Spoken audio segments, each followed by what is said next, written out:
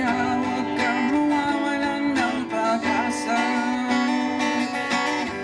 Kung kaya nila, mas kaya mo pa. Kasali ka, mahalaga ka.